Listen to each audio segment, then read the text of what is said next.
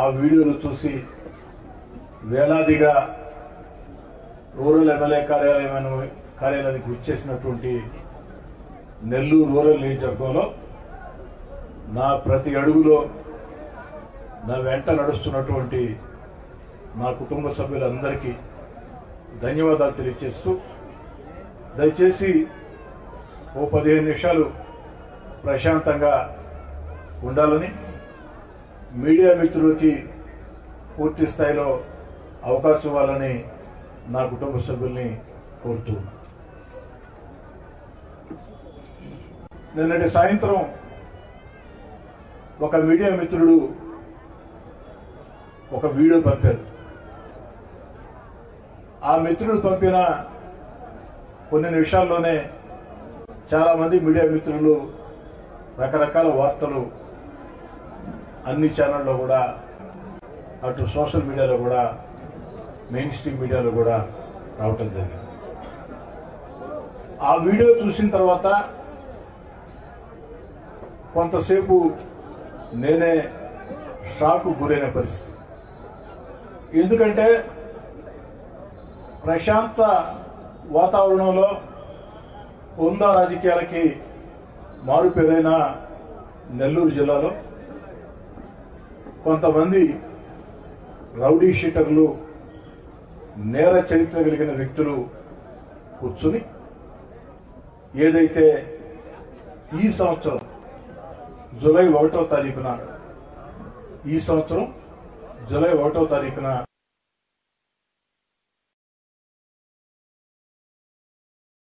షాకు గురైన పరిస్థితి.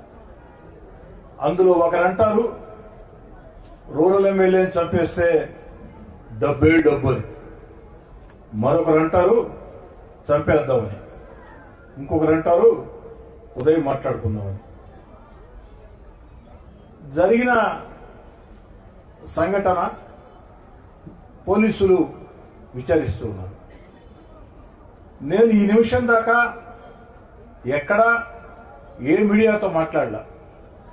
మీడియా మిత్రులు మాటా మంతి కార్యక్రమంలో ఒక చిన్న ఆవేదన వ్యక్తం చేశాను. ఏమిటంటే అప్పుడే జిల్లా ఎస్పీ గారి స్టేట్మెంట్ వచ్చింది. 3 రోజుల ముందే మాకు ఈ విషయం తెలుసు, విచారిస్తున్నామని. నేనెందుకు ఆవేదన వ్యక్తం చేశానంటే, బాధ వ్యక్తం చేశానంటే, 3 రోజుల ముందు ఈ వీడియో రూరల్ ఎమ్మెల్యేని చంపేస్తే డబ్బే డబ్బు, చంపేద్దాం, రేపు ఉదయం మాట్లాడుకుందాం.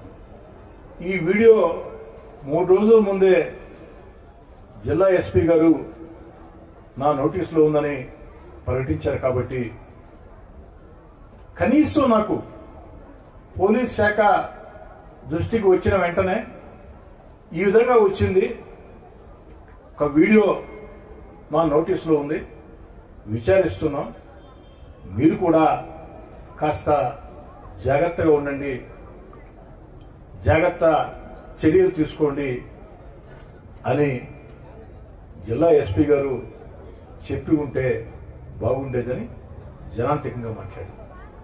అంతకు మించి ఈ వీడియో మీద నేను ఎక్కడా కూడా ఒక మాట కూడా మాట్లాడలా. ఇదే నేను మాట్లాడే మాట. ఈ సందర్భంగా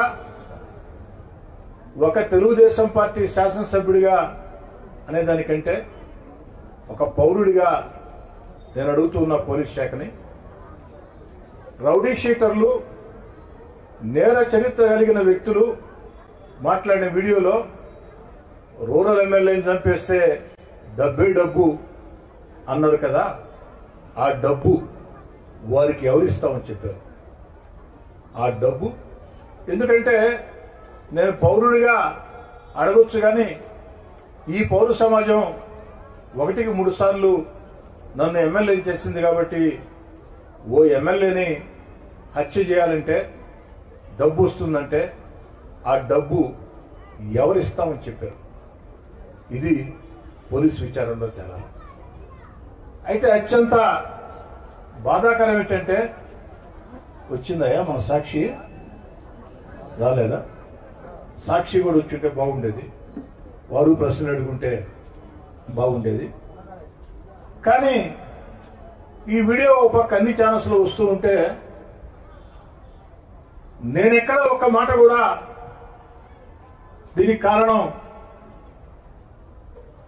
ఎవరోని నేను మాట్లాడకముందే గుమ్మడికాయల దొంగ ఎవరు అంటే భుజాలు తౌడుకున్నట్టు వైఎస్ఆర్ కాంగ్రెస్ పార్టీ మీడియా, రోత పత్రిక సాక్షి, రోత media Sakshi TV, YSR Congress party social media దీని మీద పెద్ద ఎత్తున దుర్మార్గంగా అభండాలు సృష్టిస్తూ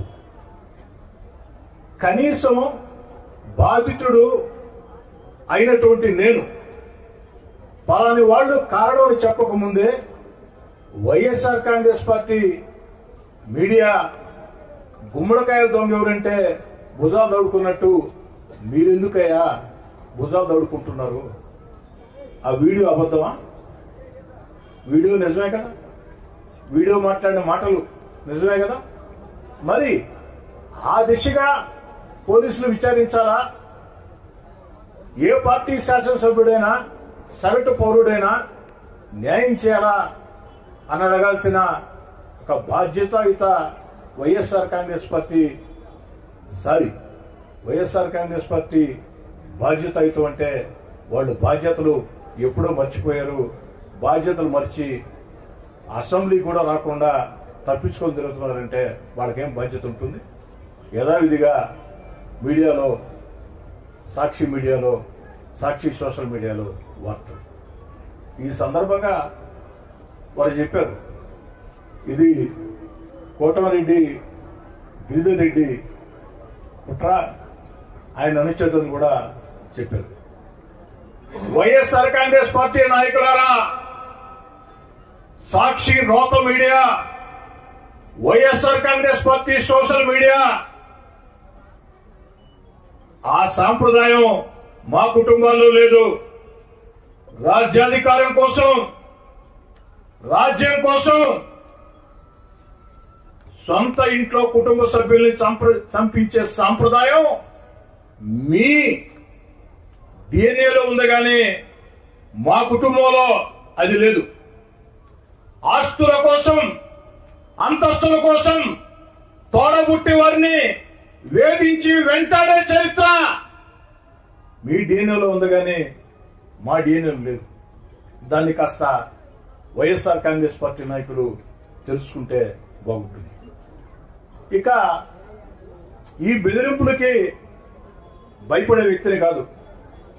ఎందుకంటే విఆర్ఎస్ స్కూల్లో విద్యార్థిగానే ప్రజా ఉద్యమాల్లో పోలీస్ స్టేషన్లు చూసి ఉన్నా, పోరాటాలు చూసి ఉన్నా, విఆర్ కళాశాల విద్యార్థి సంఘ అధ్యక్షుడిగా విద్యార్థుల మీద ఆనాడు నెల్లూరు నగరంలో రౌడీజం చేస్తుంటే విద్యార్థి నేతగా ఆ రౌడీలని తరిమి ఉరికిచ్చి పోరాడిన చరిత్ర నాది. వైఎస్ఆర్ కాంగ్రెస్ పార్టీ నాయకులారా, చరిత్ర తెలుసుకోండి.